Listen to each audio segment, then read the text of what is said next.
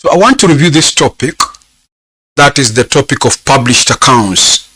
You know that when you are a public company, you are required to prepare a complete set of financial statements for publication purposes.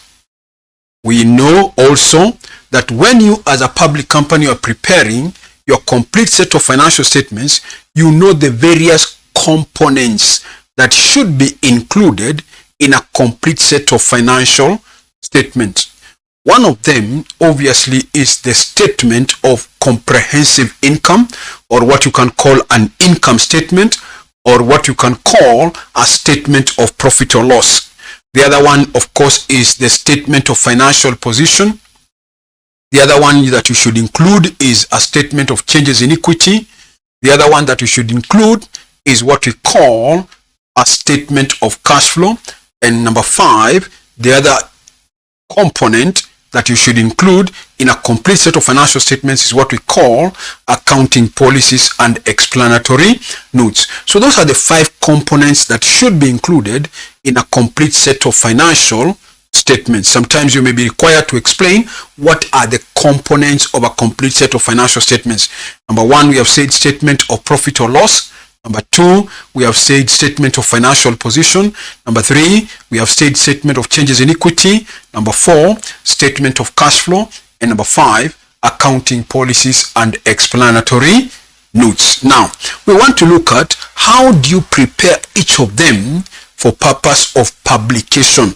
When you are preparing your financial statements as a company for publication purposes, not for internal reporting, but for publication purposes. How do you prepare? The rules are slightly different as to when you are preparing your financial statements for internal reporting. So let me start with the first one, which we normally call statement of profit or loss. How do you prepare it? Statement of profit or loss. Some books will call it statement or income statement or statement of comprehensive income, whatever it is. Now, I'm just reminding you the key important items. I'm just reminding you of the key important items. Normally, you start with the sales. Find out from the question, what are the sales of the company? Once you identify the sales, you come and subtract what we normally call the cost of sales. Get the figure called cost of sales. Normally, listen, you know one important rule whenever it comes to published accounts is that you don't show the workings of the cost of sales on the face of the income statement. In other words, don't come and tell us the opening stock, add purchases, less closing stock to get the cost of sales. As much as that is true, we said when we were discussing this topic that calculation or that working should be done elsewhere, but you only bring in a single amount on the face of the income statement. So you don't show the workings of the cost of sales on the face of the income statement. No, you calculate it somewhere, then bring it as a single amount. That is the figure for cost of sales. Whatever you are going to use for computation of the cost of sales, use it. Good. Once you get the cost of sales, subtract from the sales, you get what we normally call the gross profit. You normally get what we call the gross profit. Then we also said when we were looking at this topic that once you get the gross profit, you are supposed to subtract the expenses of the company so that you get what we call the net profit.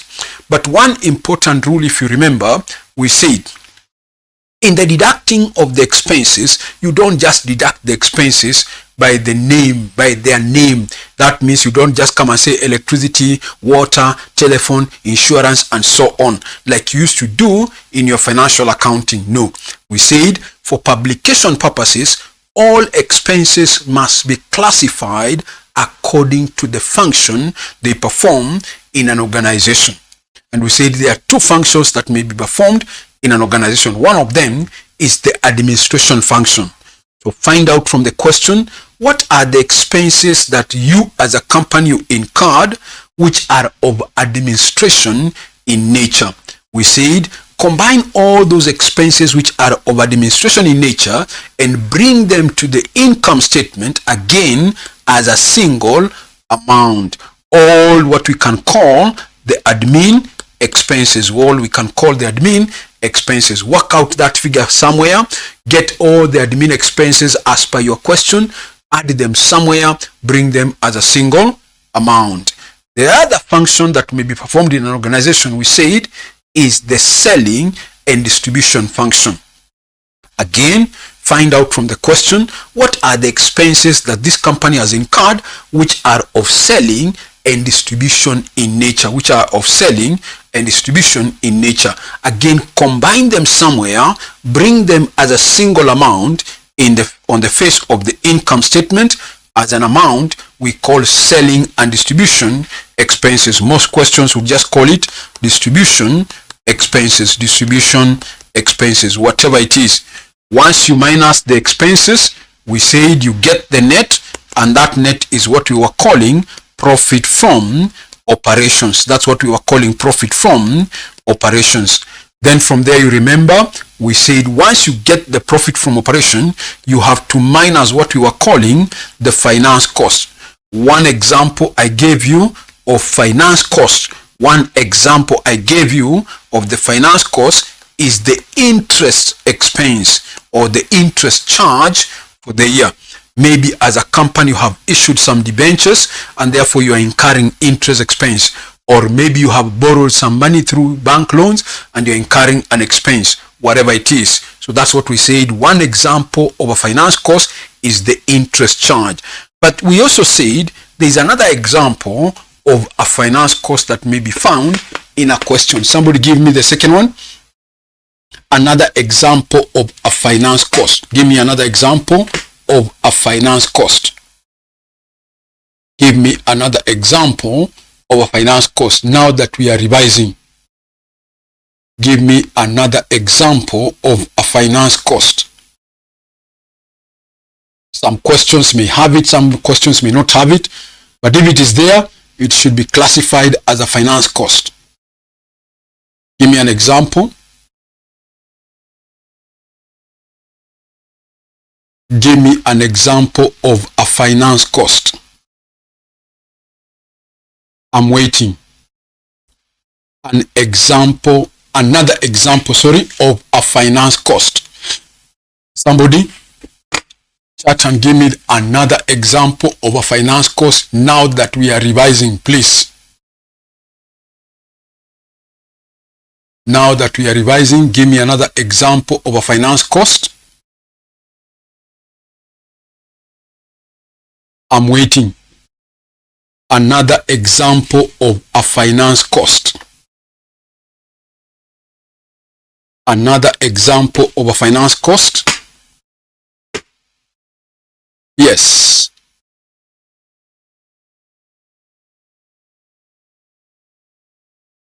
Hey, I'm waiting.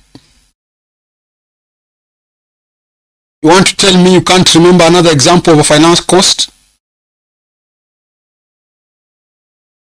Try.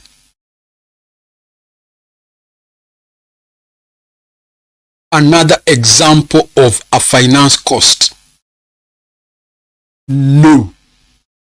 Christine, no. Another example of a finance cost. Somebody else to try. No. Esther, no. It seems some people have forgotten. Yes. Another example of a finance cost. One more.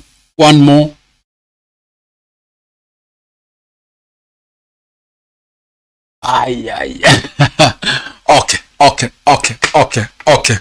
Fine. Okay, let me try and remind you.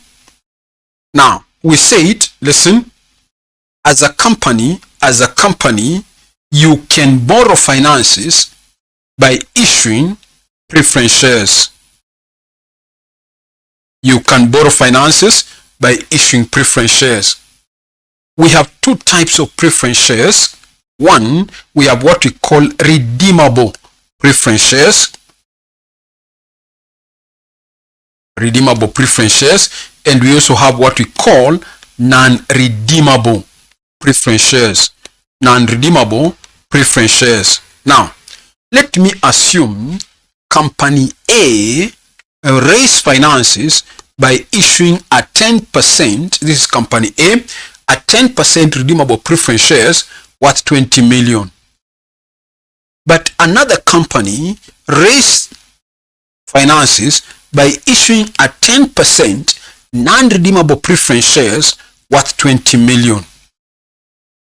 We said this just to remind you that when these two companies are preparing their balance sheet, will they show these two amounts in the same place, where Company A will show their redeemable preference shares in the balance sheet? Is it the same place where Company B will also show their preference shares? Yes or no? Somebody say yes or no.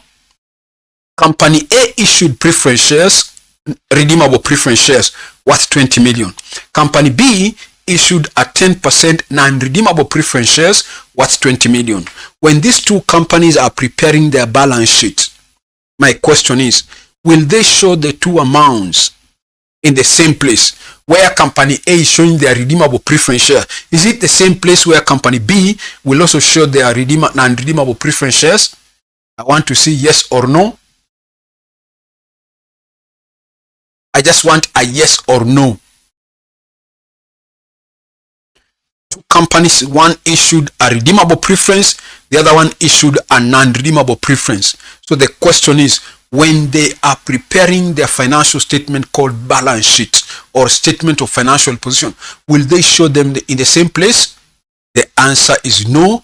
Somebody has got it. That means Vincent has got it. Now listen, just to remind you, when Company A was raising finances maybe 5 years ago, when they issued a redeemable preference shares, they were telling their shareholders that time, a time will come in the future when we shall redeem those shares. In other words, they will buy back the shares. Meaning, when Company A was issuing the redeemable preference share, the moment they received the money, it is obvious they had an obligation. Company A have an obligation to pay back the 20 million. They are issuing a redeemable preference share, meaning they have an obligation to pay back that 20 million. Company B, which is issuing a non-redeemable preference share 5 years ago also, at that time, they have no obligation at all to buy back the preference share. So for Company B, there is no obligation to buy back. Now listen, with that idea now, it means you as Company A, when you issued your redeemable preference share, because you will pay back that 20 million in the future, listen, then it means you have a liability to pay in the future. You have an obligation to pay. Therefore, your 20 million, listen, your 20 million preference share will be taken to your balance sheet. Among the non-current liabilities there, among the non-current liabilities, where we normally take things like 10% debenture, where we normally take 10% debentures in the balance sheet, that is where also you as a Company A, you will take your 10% redeemable preference share, redeemable preference shares worth 20 million. Why? Because you have an obligation to pay back. You have an obligation to pay back the 20 million. Now, for Company B, when they were issuing a non-redeemable preference share, that time they have no obligation at all to anybody to pay back the 20 million. So for Company B, when they are preparing their financial statement called balance sheet, they will take their 20 million among the equities, whereby they will have ordinary share capital, where you normally have ordinary shares, whatever it is, where you normally have retained profit. That is where you as Company B, you will take your 10% non-redeemable preference share, non-redeemable preference shares worth 20 million. That's where you will take. So exactly now, one point is already cleared. Listen, whenever you are given a question on published accounts and you find out from the question that this company has a preference share, you realize that the company has a preference share, you must ask yourself, which kind of preference share are we dealing with? Are we dealing with a redeemable preference share, or are we dealing with a non-redeemable preference share? So that if your question is one where you are dealing with a redeemable preference share, then you take it to your balance sheet as a long-term liability. The examiner would want to see, where have you taken that preference share? We have said, if it's a redeemable preference share, it must go to the balance sheet as a financial liability. It's a liability. Why? Because you as a company, you have an obligation to pay back. But when you have a non-redeemable preference share, then you treat it as part of capital as normal. That means you take it to the balance sheet among the equities. That is one important point. Now listen, we come back here. Company A issued a 10% redeemable preference share. Company B issued a 10% non-redeemable preference share worth 20 million. Both companies are required to pay the preference shareholders their dividend. Company A will still pay a 10% of 20 million. They would pay a dividend of 2 million. Company B will also be required to pay dividend 10% of 20 million. They will still pay a dividend of 2 million. Listen. So both companies will still pay dividend of 2 million. Listen again. But where will the 2 million go in the income statement?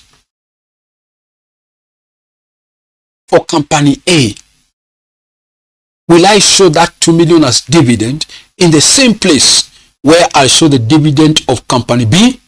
Again, the answer is no. The answer is no. Remember, just like interest on debenture is a long-term liability.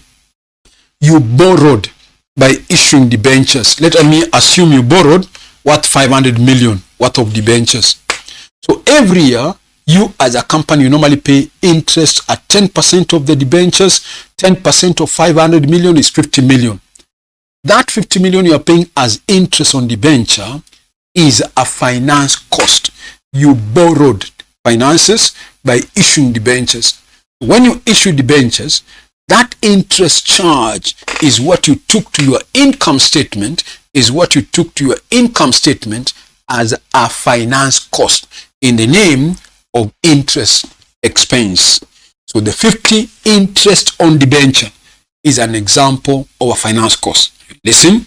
Now, when it comes to preference shares, when you issued a redeemable preference share, remember you also borrowed. And because you have an obligation to pay back, then the cost of borrowing through redeemable preference shares, is the dividend you pay. Just like the cost of borrowing through debenture is the interest you pay, the cost of borrowing through preference shares is the dividend. And now that you issued redeemable, listen, you borrowed again. The cost of borrowing, that means the finance cost of borrowing the 20 million redeemable, is the dividend you will pay. So the dividend paid, listen carefully now, the dividend paid on redeemable preference share is also classified, as a finance cost. The dividend on redeemable preference share, the preference dividend on redeemable preference share should be considered as an example of a finance cost. Listen, while if your company issued a non-redeemable preference share, it's true, they will also pay 2 million as dividend.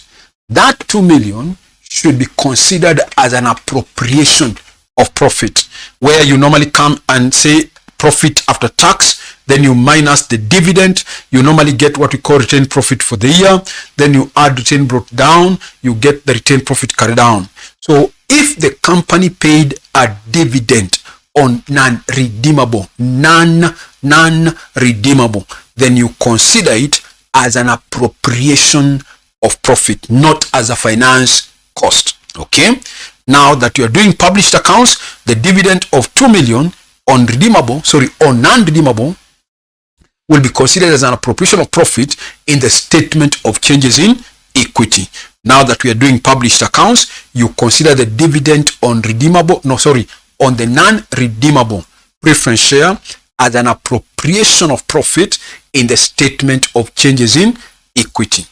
I've said, while the dividend on redeemable preference share, that is a cost of borrowing finances. You borrowed finances by issuing redeemable preference share. So the dividend you pay on the redeemable preference share, I have said, should be considered as a finance cost in the income statement. Now I want to believe that you now know the two examples of finance cost. One of them is interest expense, whatever it is. Number two is the preference dividend. And I'm not saying just any preference dividend. I've said preference dividend on redeemable preference share. I've said the other dividend on non-redeemable, I've said, is an appropriation of profit, not a finance cost, but an appropriation of profit in the statement of changes in equity. The other key important point we have mentioned concerning preference shares is that in the balance sheet, where do you take the redeemable? You take it to the balance sheet as a financing item, meaning as a non-current liability. It's a financial liability. You take it to the balance sheet as a long-term liability. That is among the debentures. That's where you normally put it. Any redeemable preference share should be considered as a financial liability in the balance sheet. Then I've also said any non-redeemable preference share in the balance sheet should be considered as a component of equity, or in other words, as part of capital in the balance sheet. Good. I hope you have got it now, that the concept of preference shares. So some of your questions in the past papers do come with redeemable, some do come with non-redeemable. So you must be very careful to find out from the question, which kind of preference shares am I dealing with? Okay, good. So let me now continue. So we are continuing with the format. I'm just reminding you, I'm reminding you on how to prepare an income statement or a statement of profit or loss for publication purposes. Good. So we were at this point where we were to get the finance cost. Good. Once you get the finance cost, you now come to the next item, and that's what we call investment income. Investment income. Your company could have invested somewhere, either by buying shares or putting money in a fixed deposit somewhere, and it's earning some investment income. Whichever form of investment income they're earning, consider it there. That's where you bring it in, any investment income. From there, once you get that investment income, add it, get the net. That net is what we call profit before tax. That's what we call profit before tax. Okay. Once you get the profit before tax, now you come to the next item, and that is what we call tax. You all know, because we are revising, there are various forms of taxes that may be given in a question. We want to determine the tax expense. One component of the tax is what we can call the current tax, or some questions will call it corporation tax, whatever it is. Good. The other component of the tax is what we normally call deferred tax. I want to still believe that you can remember, when it comes to deferred tax, there are times you may be required to add the amount of the deferred tax to the amount of the current tax, or you may be required to subtract the amount of the current tax, the amount of the deferred tax to from the amount of the current tax. Good. But of course we are revising, so I want to believe you still remember, when do I add the amount of the current tax to, the amount of the deferred tax to the amount of the current tax, or when do I deduct? It depends with the way the examiner is giving you the question. Some questions may tell you transfer 2 million to the deferred tax. Some questions may tell you transfer 2 million from the deferred tax. Some may tell you 2 million or deferred tax to be increased by 2 million. Some may tell you deferred tax to be reduced by 2 million. Whatever it is, the question may tell you. Don't forget, when we were discussing this topic, we discussed in details. I can't go into the details of how to know how to add or subtract, because we took almost 20 minutes or 30 to try and explain the various ways the examiner can test you in order to know whether it is to add or to subtract. For example, when it tells you deferred tax to be increased by 2 million, we said you will add. Of course, you remember we looked at the double entries. I'm just reminding you. When they say transfer 2 million from the deferred tax, we concluded, I tried to explain, we concluded you now deduct.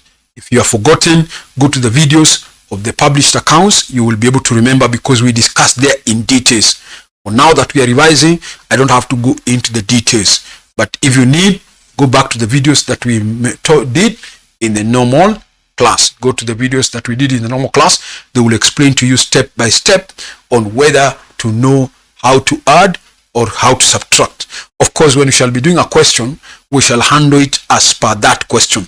But I've told you, and we said last time when we were discussing this topic, that it depends on the way the examiner has presented the information. And there are various ways. It's not one standard way about deferred tax,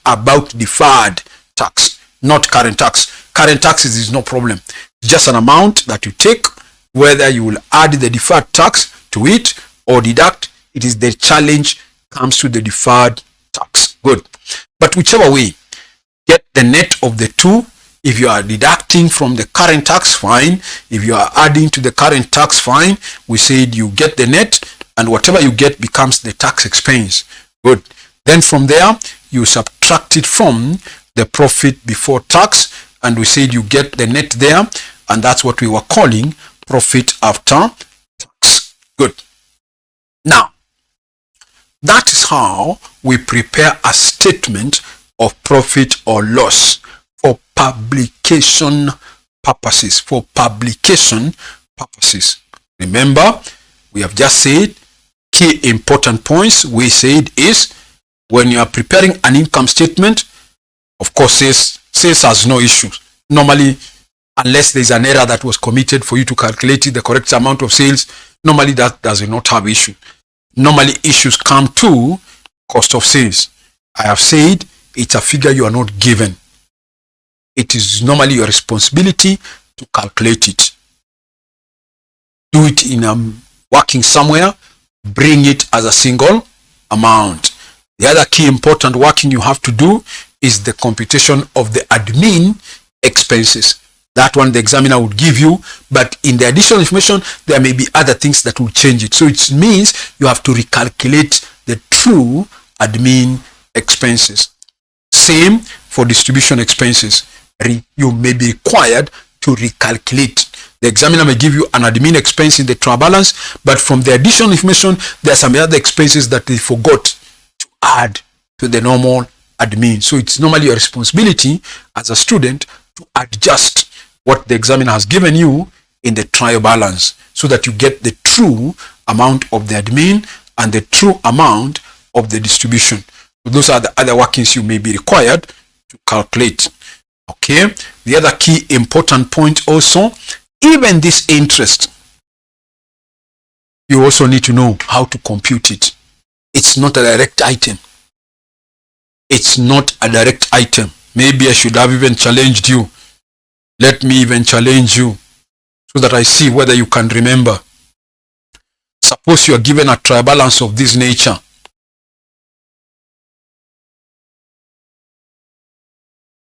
Suppose you are given this trial balance.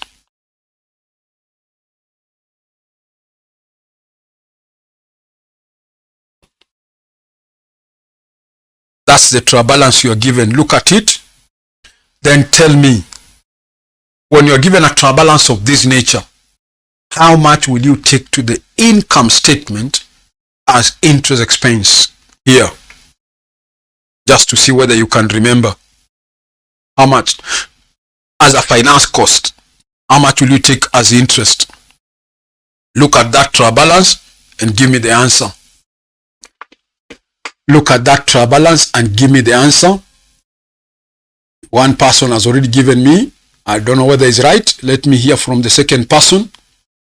If you are given a trial balance of this nature, how much will you show in the income statement as the finance cost? Vincent is giving me 50. Give me somebody else. Another opinion. Another opinion. Vincent is giving us 50. Another opinion. One more, please. I'm not saying Vincent is right. I'm not saying Vincent is wrong. I just want to hear from somebody else.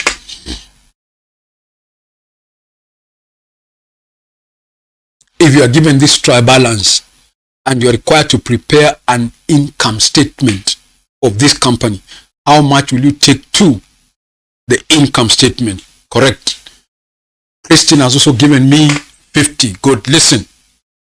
When you are required to prepare an income statement, you all know we use a concept we call the accrual concept. We normally use a concept we call the accrual concept, whereby we are saying you determine how much is the charge, not what you paid.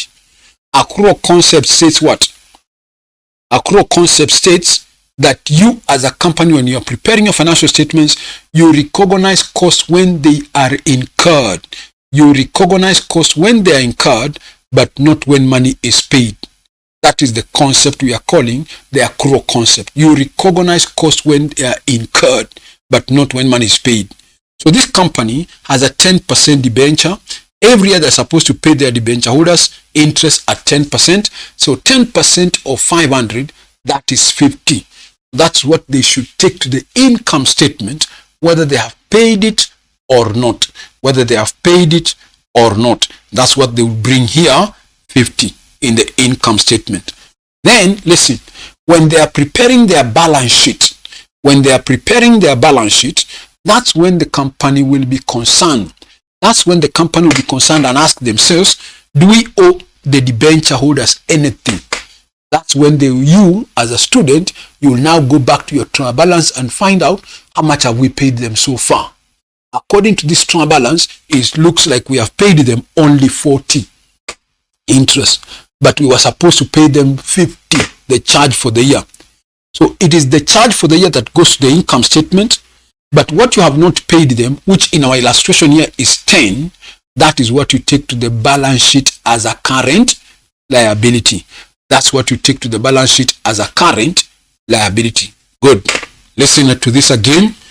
Assuming again in another question, you are just given a trial balance that way.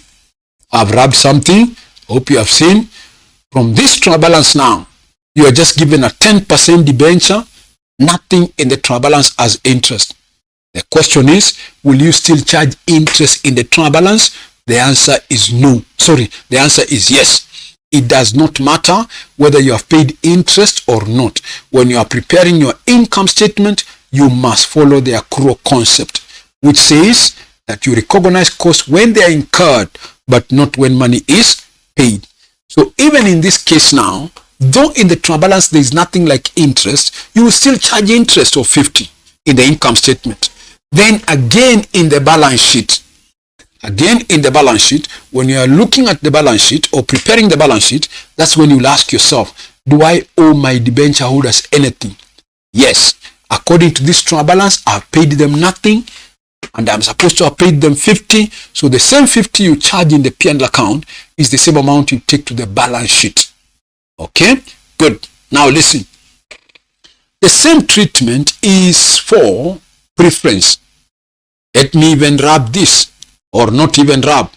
Let me just say, in the trial balance, there is also, look at this now, in the trial balance, there is a 10% redeemable preference worth 400. And in the same trial balance, there is preference dividend, maybe 10. Listen carefully again, listen carefully.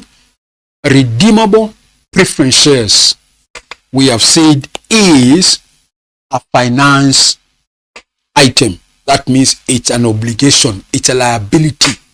This is a redeemable preference share. So the way you treat preference, the way you treat debentures is the same way you will treat preference dividend. Preference share, sorry. So here you have a 10% redeemable. Every year you're supposed to pay your preference shareholders dividend of 10% of the amount.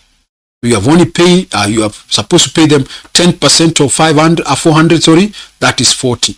That's what you take to your income statement as the charge for the year for preference dividend here, 40. Then again, when you are doing the balance sheet of this company, you will now realize, but how much have I paid them? According to this trial balance, I've only paid my preference shareholders a dividend of 10. So 10 is not what goes to the income statement. 10 is what you have paid. What goes to the income statement is the charge for the year. So according to this trial balance, you have only paid them 10. You are supposed to pay them 40, sorry. So you take to the balance sheet a liability of 30 for preference dividend. Are you there? Good. Again, listen. Again, if there is nothing like preference dividend in the trial balance, that does not mean that you will not show any dividend. No. You're supposed to pay dividend. 10% of 400 is 40. That's what you take to the income statement as a finance cost. Okay. Then when you are doing the balance sheet, you realize you have not paid them anything. So the whole 40 will become the charge for the year, and the whole 40 will become the liability by the end of the year. So I think I've reminded you concerning preference shares and preference dividend. Preference share, sorry, and debenture. Good. Now, I was saying this. That is another key area where you should be careful on how to compute the finance cost. The examiner will not just remind you, or he will not give you the finance cost amount. One is go find out, I've said, how much is the debenture? What is the rate of the debenture? Listen, it may not be called debenture in your question. They may call it a loan. Some questions call it loan stock, whatever. It's still a long-term liability. So whether it's a 10% loan stock, whatever it is, just find out what is the interest charge. Then I've said, if there is preference shares, find out, is it redeemable or non-redeemable? If it's redeemable, I've told you the dividend on the redeemable will be considered as a finance cost. That's what I've said. The other key point is, it's not what you have paid for interest or what you have paid for dividend. It is the charge for the year. So take the percentage of the debenture on the amount of the debenture, or take the percentage of the preference on the amount of the preference to get the charge for the year.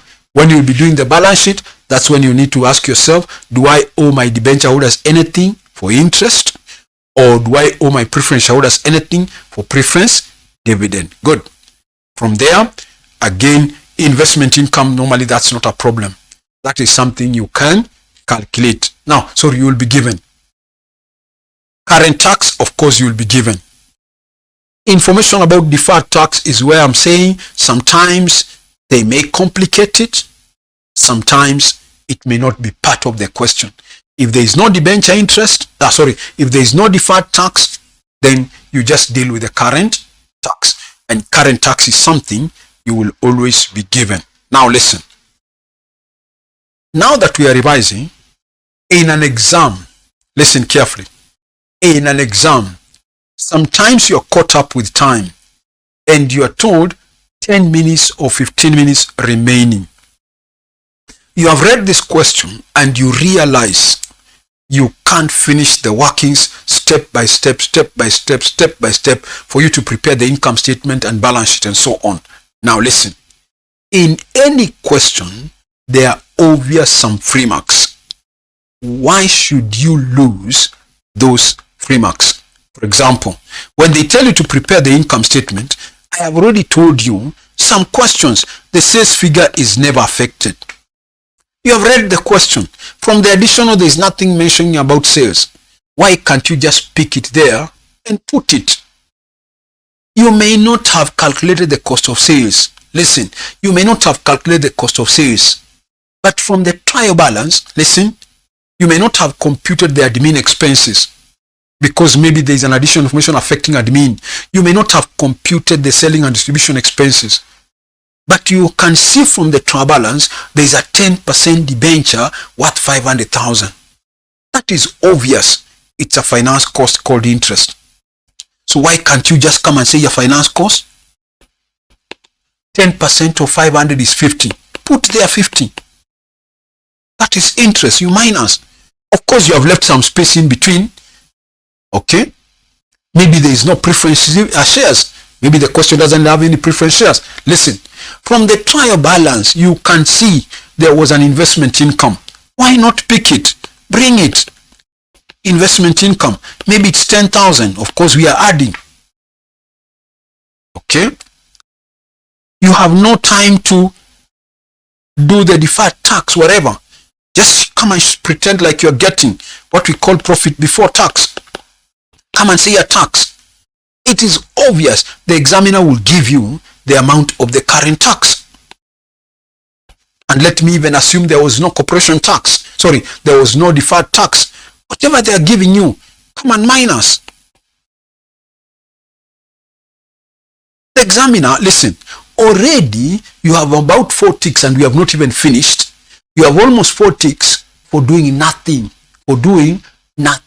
When the examiner is marking this scheme or this answer, he will not come and say, I'm not going to mark this income statement. Why? Because somewhere in between here, somebody has left some workings there, or maybe somewhere here, there is nothing in between here or whatever. He has not even shown me gross profit, blah, blah, blah. No profit after tax, nothing. No profit before tax, nothing. No, the examiner will still mark what you have given. You will mark your sales figure. You will mark your finance cost amount. You will mark your investment income. You will mark your current tax and any other item that you, as a student, you took it as obvious. I hope you are getting my point, that whenever you are caught up with time, in any question, I'm not saying only in published, in any question, any topic, just feed in the obvious. You don't have to prepare a neat income statement or a neat balance sheet. No, just put the figures where they're supposed to be, keep the spaces and so on. The examiner will still mark what you have given him. You are maximizing on your time. You are maximizing on your time. Good. So let me go back now. So I have seen, listen to this now. I was saying, we have now come to a point where if the examiner tells you to prepare a statement of profit and loss, listen, this is where you stop. Once you get the profit after tax, that's where you stop. You know from your knowledge of published accounts that we don't do the appropriations of this profit on the face of the income statement. We normally do the appropriation of this profit after tax where in the statement of changes in equity, which we shall discuss later. Otherwise, once you get the profit after tax, I have said, don't show the appropriations of this profit on the face of the P&L account. No.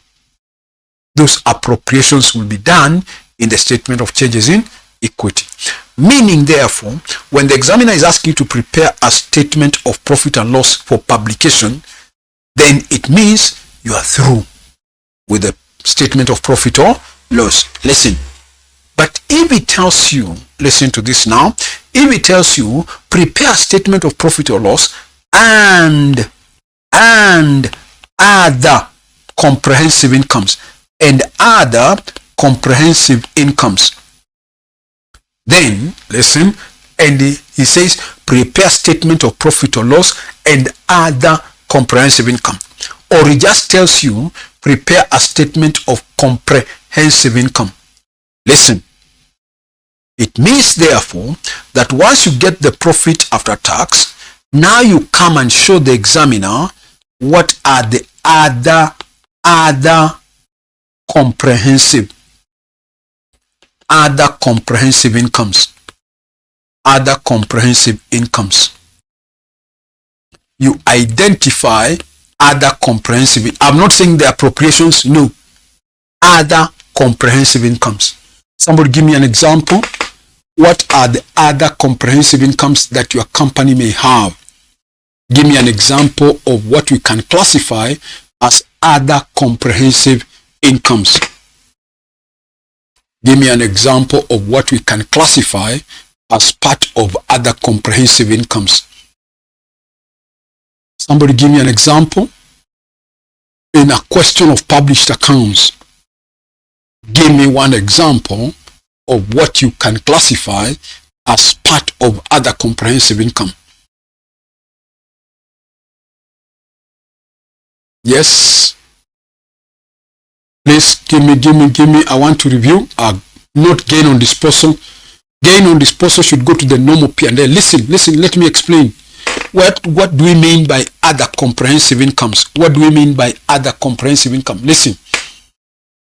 These are gains that your company could have made, but the rules of accounting for that gain does not require you to take that gain to the P&L. If there is a gain your company made this year, but the rule of accounting does not require you to take that gain to the profit and loss, then you now show it as part of other comprehensive incomes. Somebody has already given me one. Christine has given me one. And that's what we are calling, as an example, we are calling gain on revaluation.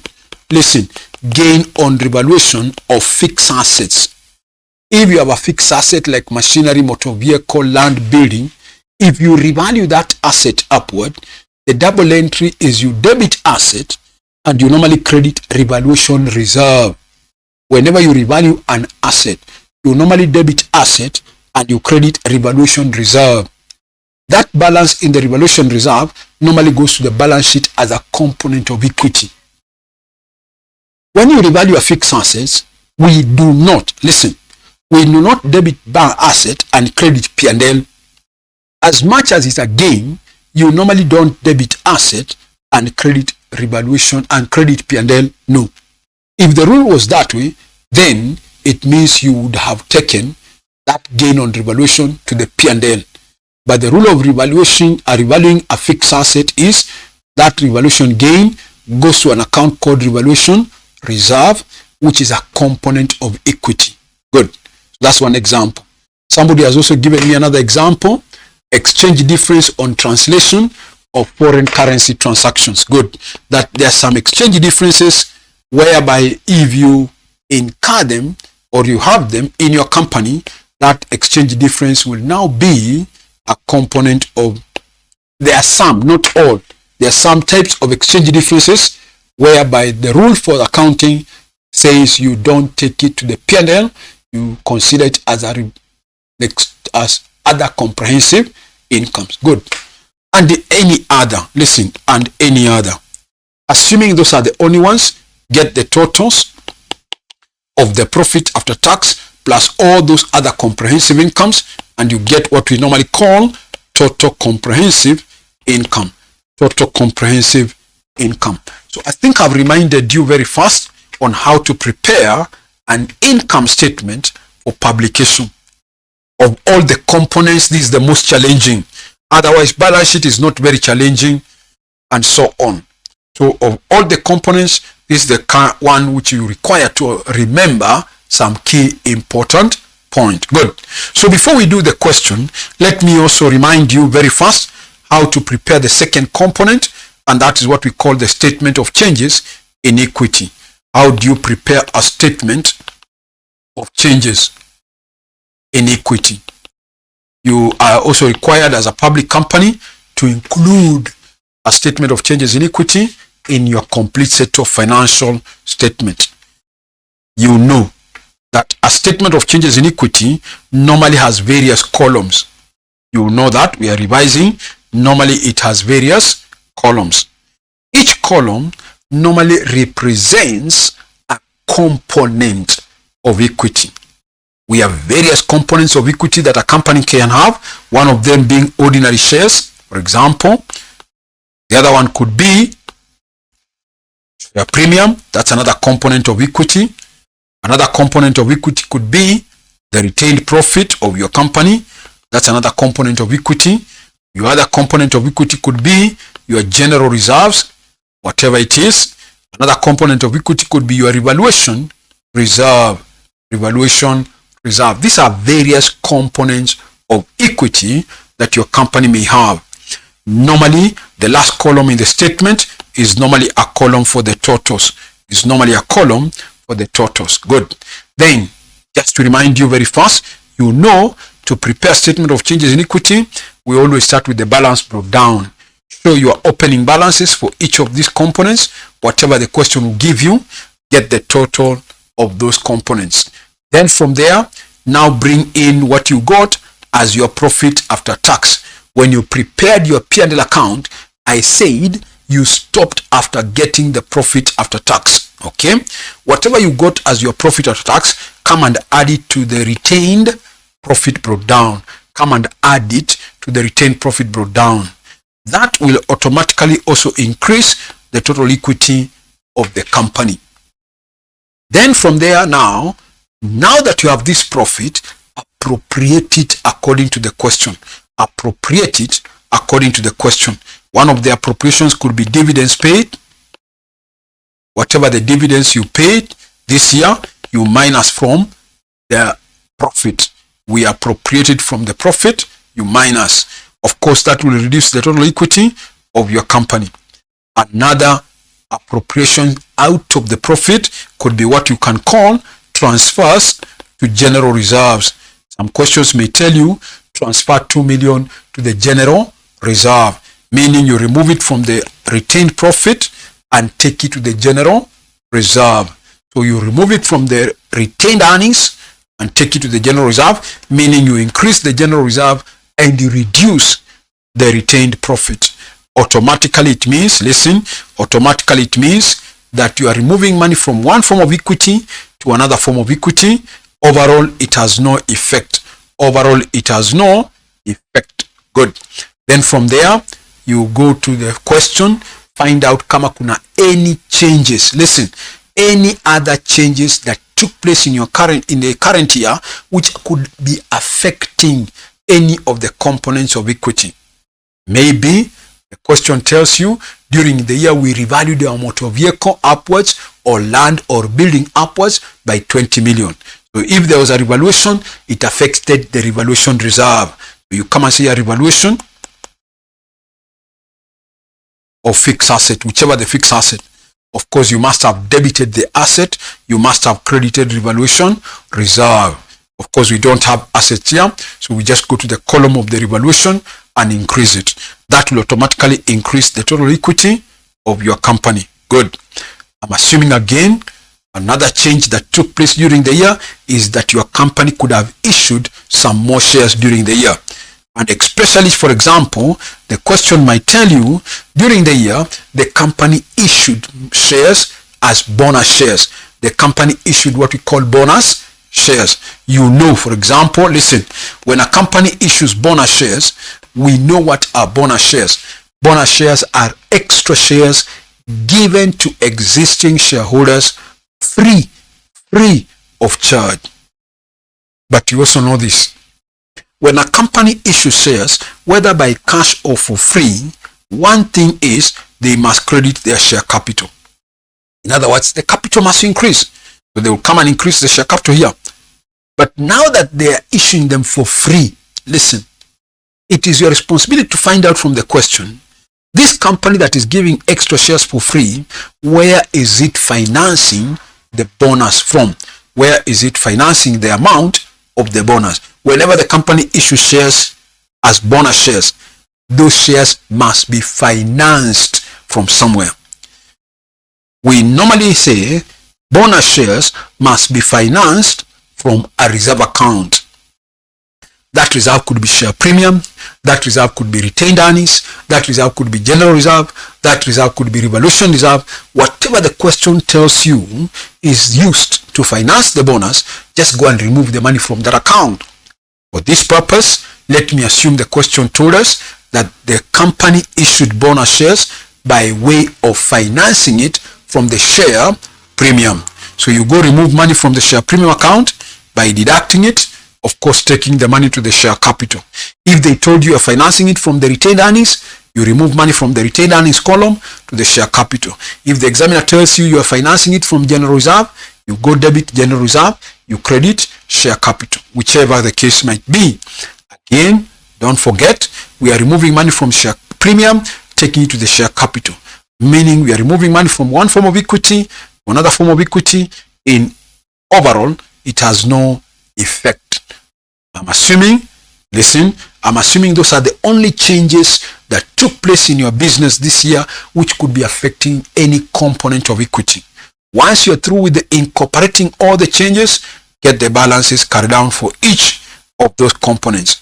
Get the balance carried down for the share capital, get the balance carried down for the share premium, get the balance carried down for the retained earnings, get the balance for the general reserve, get the balance for the revaluation, and in total, get the total equity.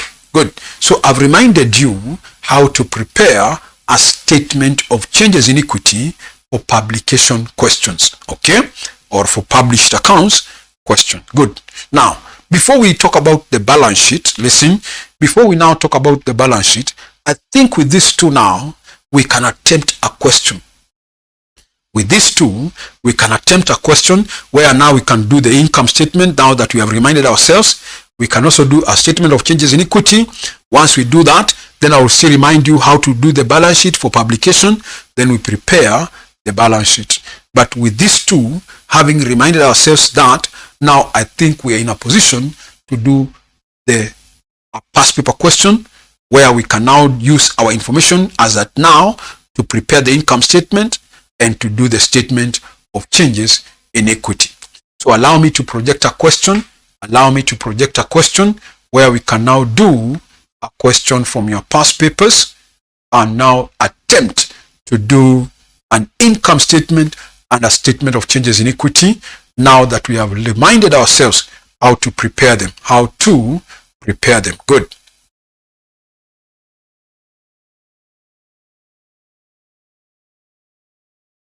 Okay. I've projected a question there. That's a question that came in December 2021. A question that came in December 2021. That is question number 5 for published accounts. I want us to do it now so that we use it to prepare income statement and balance sheet. Good. So let me read it. It says, the following trial balance relates to Bawabu Limited as at 31st of March 2021. In that income trial balance, you are given ordinary share capital 10 shillings per value. You are given share premium. You are given retained earnings as at 1st of April 2020. Don't forget our year is ending on 31st March 2021. But now we are given our retained earnings as at 1st April 2020. That automatically tells you that was the opening balance. Good. Next, you are given property plant, a property at cost, in bracket, land 146 million. Of course, the total is 732. So that leaves you the balance to be the balance of the building. Property normally includes land and buildings. If they have given you property, if they have given you for land, the other balance automatically will be for the building. Next, you have plant and equipment at cost, whatever it is. Next, you have accumulated depreciation as at 1st April 2020. That is the opening balance. one on the building and the other one on plant. Next, you have inventory at 31st March 2021. Remember, that's when the year is ending. That must be closing stock. Next, trade receivables, bank overdraft, deferred tax. You are given trade payables. You are given current tax. You are given revenues, cost of sales, distribution expenses, admin expenses, dividends paid, interest, bank interest. Let me roll the question. After that, I come to additional information number 1. I'm reading note number 1 now. Number 1 says, on 1st April 2020, the directors of Bawabu Limited resolved that the financial statement showed, or the financial statement would show an improved position if the property was revalued to market value. At that date, an independent valuer valued the land at 160 million and buildings at 485 million. The remaining life of the building as at that date was 25 years. Bawabu Limited does not make a transfer to retained earnings for any excess depreciation. Ignore deferred tax on revaluation surplus. Number 2, plant and equipment is depreciated at the rate of 15% per annum using reducing balance method. All depreciation is charged to cost of sales, but none has yet been charged on any non-current assets for the year ended 31st March 2021. Number 3, Bawabu Limited estimates that an income tax provision of 113.8 million is required for the year ended 31st of March 2021. The balance on the current tax in the trial balance represents an over provision, an under stroke over provision of the tax liability for the year ended 31st March 2020. I will explain that later. Next, still under note number 3, it says, as at 31st March 2021, the tax base of Bawabu Limited's net assets was 292 million less than the carrying amount. The income tax rate of Bawabu Limited is 30%. So that note requires that you should remember your topic called deferred tax. Remember, we discussed it as a topic on its own. So now they are not even giving you the amount to charge for deferred tax. It is you to calculate for deferred tax. Some questions give you the amount. So yours is just to know whether to add or subtract in the current tax. Here, they are even giving you a bigger challenge. 1, to get the tax charge and now use it to go to the income statement and add it to the current tax or subtract. That means this question had those 2 challenges. Some questions just give you the amount to charge. They just tell you transfer 2 million to the deferred tax, transfer 2 million from the deferred tax, or they tell you transfer deferred tax to be increased by 2 million, blah, blah, blah. This time, they want you to apply your knowledge of computing the deferred tax, not just being given the amount of the deferred tax. So they are saying that the tax base and the carrying amount, remember how to compute deferred tax. We shall discuss that in details. Number 4. Note 4 says, Bawabu Limited made a 145 bonus issue on 31st March 2021, which has not yet been recorded in the books of the accounts.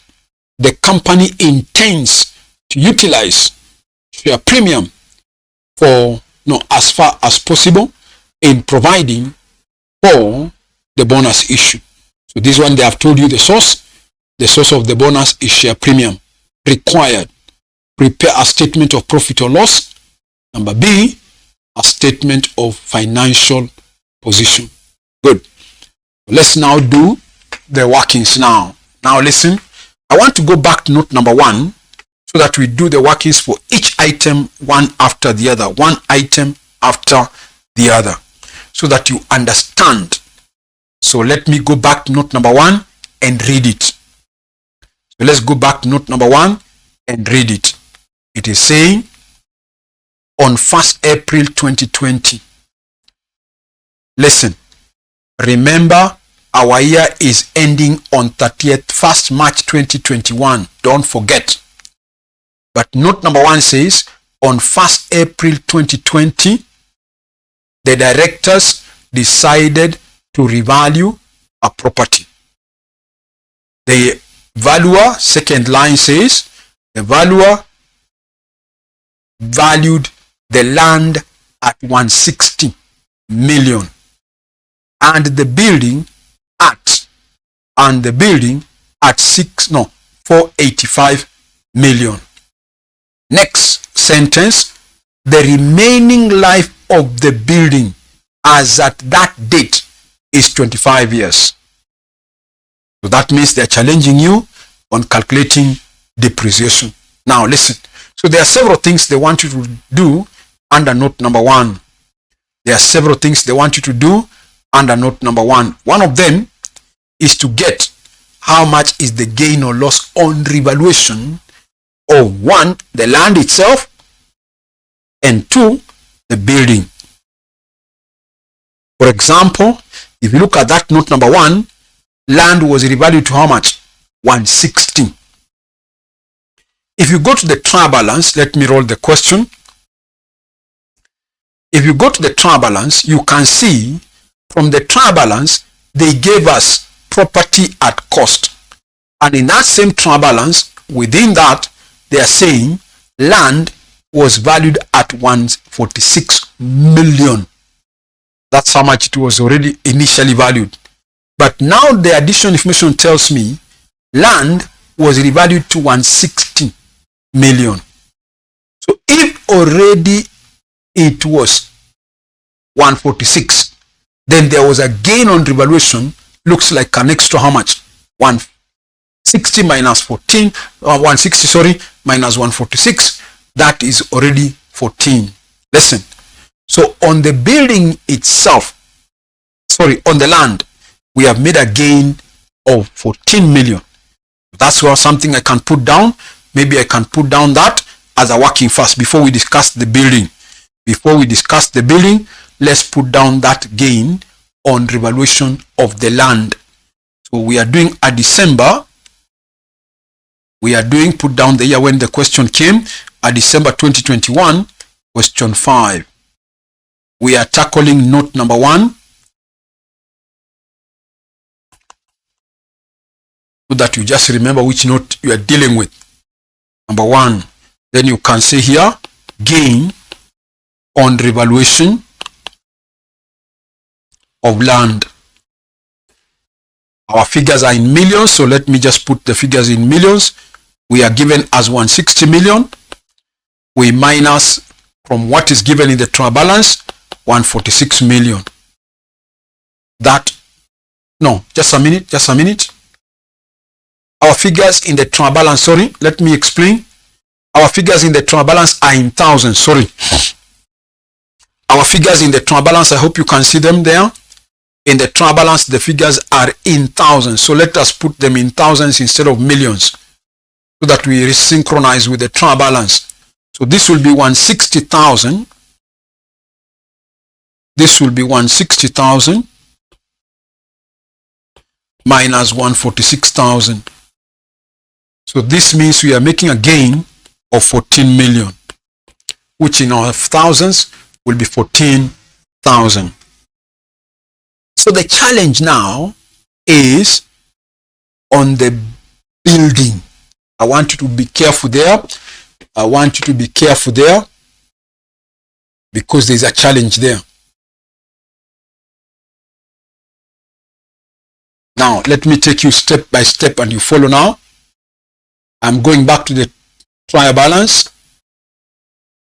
If you are through with the copying of there, I'm going back to the trial balance now. So if you look at this trial balance, they are saying property at cost 146, but in total property is worth 732. So first they want you to get the cost of the building. Don't try it fast. Don't try it fast. So if the building, listen carefully, if the building had land and building had a cost of 732, but land on its own was worth 146. So what was the cost of the building? Don't try it yet. So let me subtract, and I see the cost of the building was how much? Let me do that calculation. This is 732 minus 146. I'm getting 586. Listen, 586.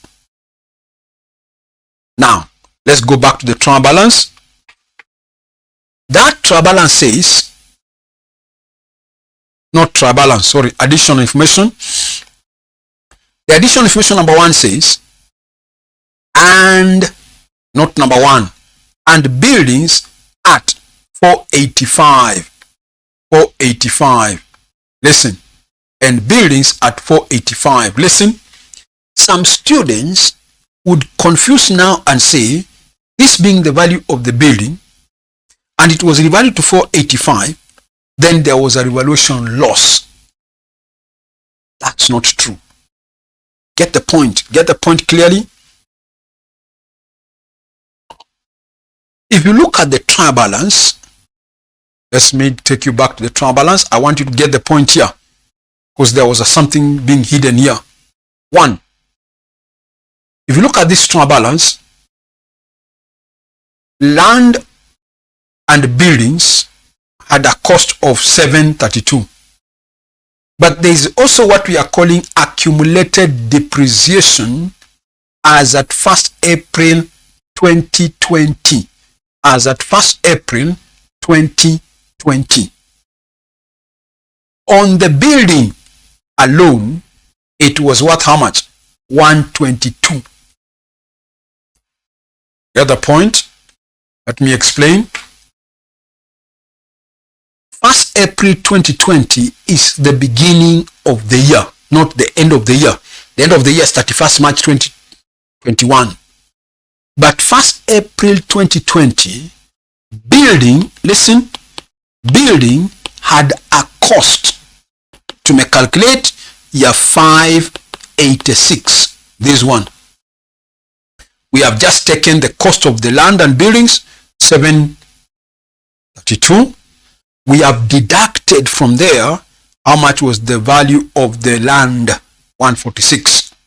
To Kabaki, now 560, 584, 586, sorry.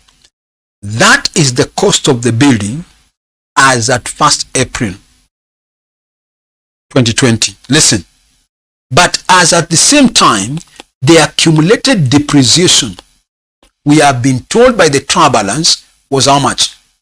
Was 122. Accumulated depreciation on the building as at 1st April was 122. Now listen. So what the tricky was the examiner wanted you to first get what was the net book value of the building as at 1st of April 2020. Once you get the net book value, now you can compare it with the revaluation or with the revalued amount. So the trick here students normally make, the mistake they normally make is, some students will still remember, let me separate the land and the building, and they get the building alone as 586. That's okay. Then they forget now and say, okay, the building was revalued to 485. It's true. But now you are forgetting that you are now comparing this cost of the building with this, not forgetting that this building had been depreciated. It had already been depreciated by the beginning of the year cumulatively by an amount of 122. So what the examiner wanted you to know is what was the net book value of the building as at the date of revaluation. You don't compare the revalued amount with the cost. You compare the revalued amount with the net book value. So the trick was, first get the cost, which we have got, 586. But you have to also remember that by 1st of April 2020, this same building had already been depreciated cumulatively by an amount of 122. So it was your responsibility to get what was the book value. Let me assume first, let me do that calculation. So I take that 586, I minus 122, I now remain with a balance of 464. Good. Now with that idea now, you can say, okay, if the value of the building was 464, and on the same 1st of April 2020, I revalued the building to 485. Was it a gain on revaluation or a loss on revaluation? Now I can see it looks like a gain on revaluation. It looks like a gain on revaluation. Good. Are you getting? So the trick here was first getting the net book value. That's what the trick here was. Because the examiner wanted you to confuse, compare 586 million with 485 and get a loss on revaluation. Not remembering that this building was being depreciated. So you first had to get what was the net book value of the building as at the beginning of the year. You would have taken the 586, which is the cost, you minus the accumulated depreciation, then get the net book value. Then once you get the net book value, now compare with the revalued amount as at that date. And the amount as at that date was 485. So it looks like we made a gain of about, I think 11 or 21. I think it's 21. That's 1, 2. Yes, I think it's a gain of 21. So before we go to the next item, let's put down that working now. So let's now put it down. I hope you have managed to understand. Good. So we are still under note number 1. We are not through with the calculations yet. Not yet. Listen. So andika somewhere. We're still under note number 1. Andika hivi. Value of the building. Or cost of the building. Put it that way.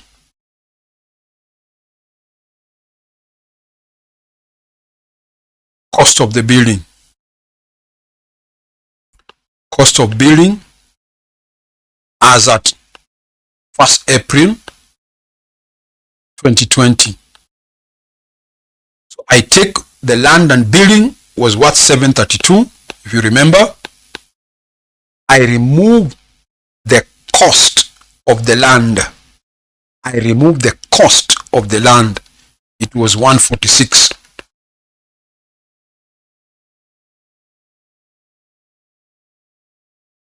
Are you there? So this is giving us, I think 580 something. Let me repeat it. 732 minus 146. Yes, 586. So if you think you'll forget, this 146 is the land. This is land and buildings. If you think you'll forget, this is land and buildings. We are just trying to separate. Good. 783 or 732 is the land and buildings. 146 is the value of the building, of the land. So cost of the building is 586. Good. After you have done that, now you can come to the next working. Andika somewhere. Net book value of the building. Net book value of the building. Net book value of the building as at 1st April 2020. Net book value of the building as at 1st April 2020. That is the beginning. We all know to get the net book value, you take cost minus what we are calling accumulated depreciation. So let's get the cost, which we have already got it as 586,000. We minus the accumulated 122. Hiyo ndio tumepata how much? I think 464. Let me do the calculation again.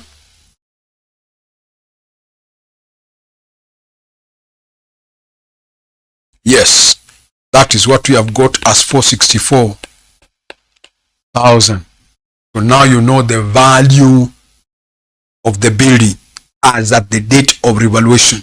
Good. Now we move on. Now we move on and determine the gain. So andika somewhere gain on revaluation of the building. Gain on revaluation of the building. We are told by 1st of April 2020, it was revalued. The building alone was revalued to 485 million. We take 485,000 minus 464,000. Good.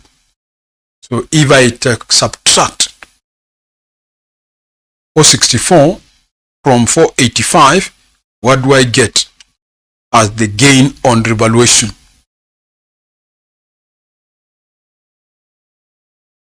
That is 21. So on the building alone, you made a gain of 21. On the land alone, you remember we made a gain, I think, of 14. Let me confirm. Yes, up there, we got a gain of 14. So you can even say down here, total gain on revaluation, total gain on revaluation of land and building. Total gain on revaluation of land and building, it will be 14,000 was on the land plus 21,000 on the building. That means in total, there is a revaluation gain of 35. There is a revaluation gain of 35. Good. Bado tujamalizana na challenge in note 1. Let me go back. Bado tujamalizana na challenge in note number 1. Still not yet. So finish. I want to go back to note number 1. There is something they said there about depreciation, which I want to discuss.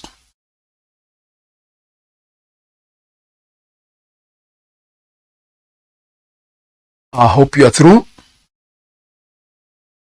So let me discuss the depreciation. I want to take you back first. The question.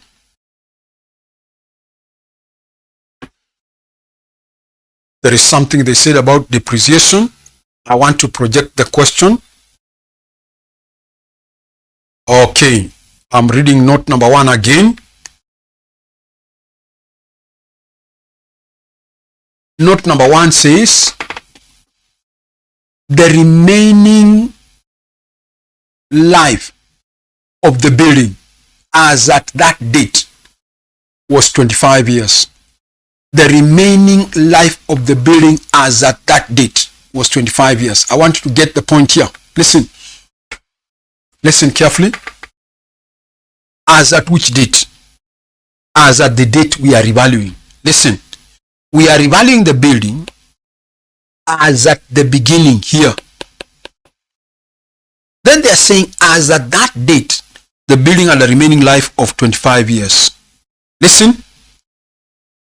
It means therefore that when you will be doing the income statement for this year, you will need to depreciate the building for this year. Listen carefully. Some questions are one where you revalued the building as at the end of the year. Some questions may have told you you revalue the building as at 31st March 2021. And they tell you as at that date, the building had a remaining useful life of 25 years. Listen carefully, because there are questions of this nature in your past papers. So if the building was revalued at the end of the year, listen, then this year you are not going to depreciate it. You are going to start depreciating it from the time of revaluation. But from our question, we revalued our building at the beginning of the year as at that date, which is 1st April 2020.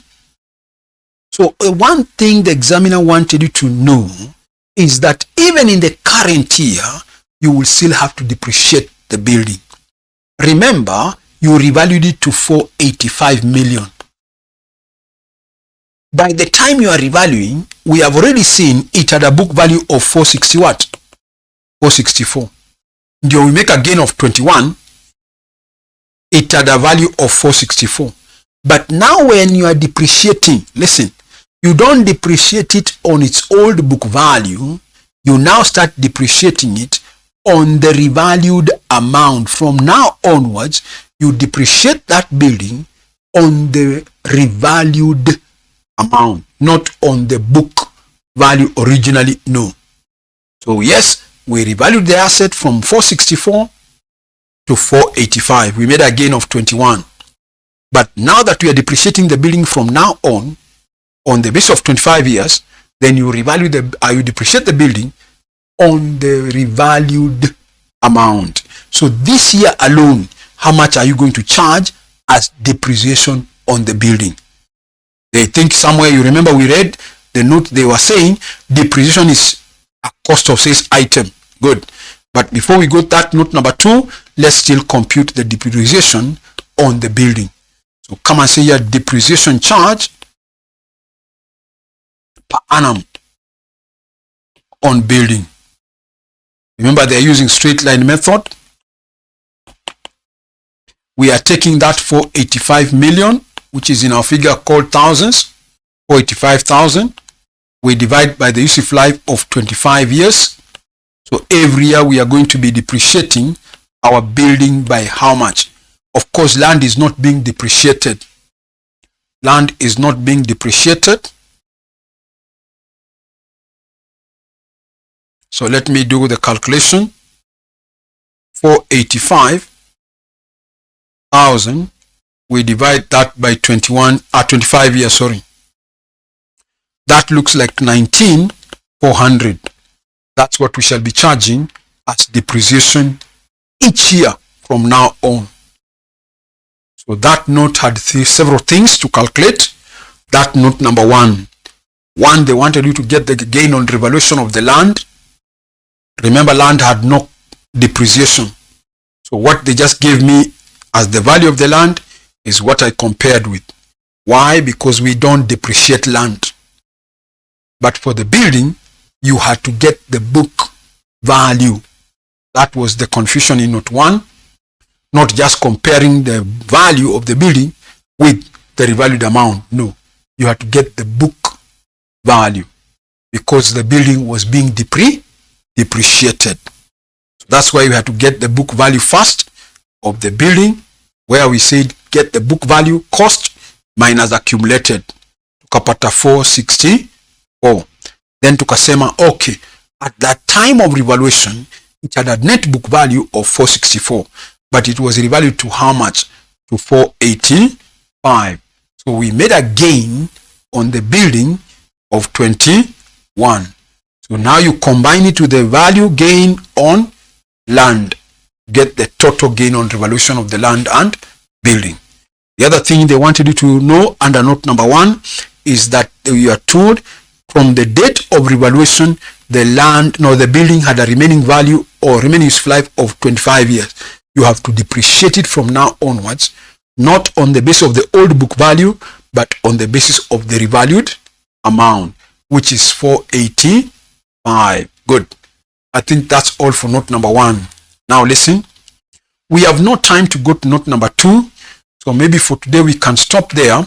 Next time we look at note number 2 and see whether there is any workings to be done. Once we do the workings for all the additional information, then now we go and prepare our income statement and the balance sheet. So today you will allow me to stop there. Next time we complete the question by looking at note number 2, note number 3, and note number 4. There were only 4 notes in this question. Then from there, now we shall prepare our income statement. So let me stop there for now. Okay. Maybe before we leave, listen, maybe before we leave, some of you are watching me, listen, some of you are watching me through YouTube, and maybe you have not subscribed to my YouTube channel. Please click that subscription button down there. If you're watching me through YouTube, click that subscription button down there and subscribe to my YouTube channel so that you may be notified whenever we post new videos into the YouTube. There are times we post new videos for promotion purposes to the YouTube. Click that that subscription button and subscribe. You can even like the video. I hope you have managed to understand something today. For those who are watching me through YouTube, click the like button, at least to show you have understood something today. Of course, the name of the YouTube channel, for those who want to go to the YouTube channel, is called CPA Joseph Njuguna. That's the name of the YouTube channel. So go there. You can even watch some of the videos that we have posted there for promotion purposes. They are not all. They are there just for promotion purposes. You can watch some of them. Okay.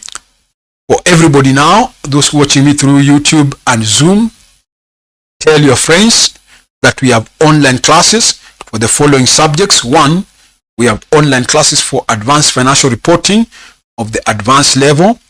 Tell them we have online classes for financial reporting of the intermediate level.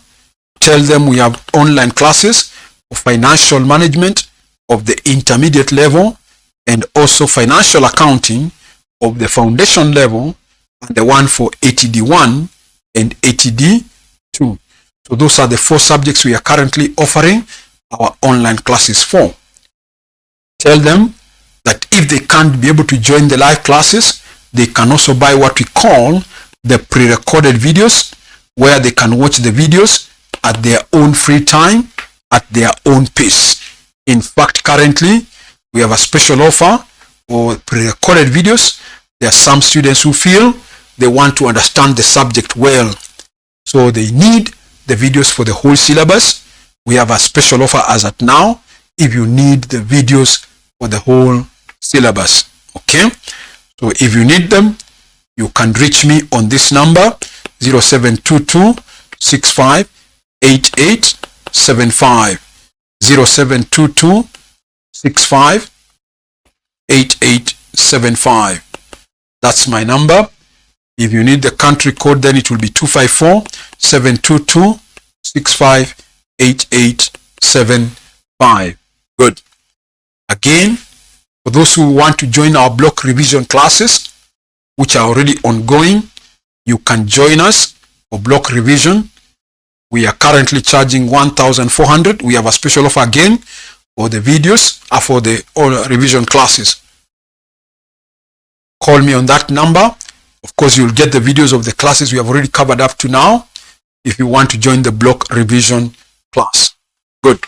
I think that's all we can say concerning these online classes. For those who are watching through YouTube, click that subscription button. Subscribe to my YouTube channel. We have said the name of the YouTube channel is CPA Joseph Njuguna. Go and subscribe that channel.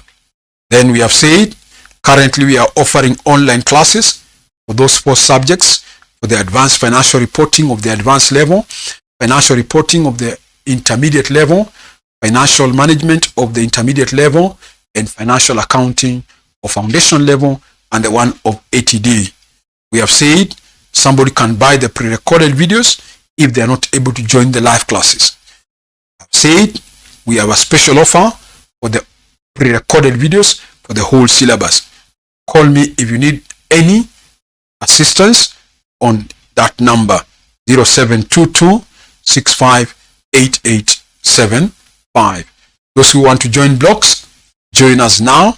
You'll get the videos of the classes we have already covered. Good. Otherwise, unless there's a comment, maybe we can stop there. We pick it up from there next time. Unless there's a comment, somebody can give us a comment. I hope you have managed to understand, especially those who are watching through YouTube, Zoom. You can comment. Give us one comment if you are there.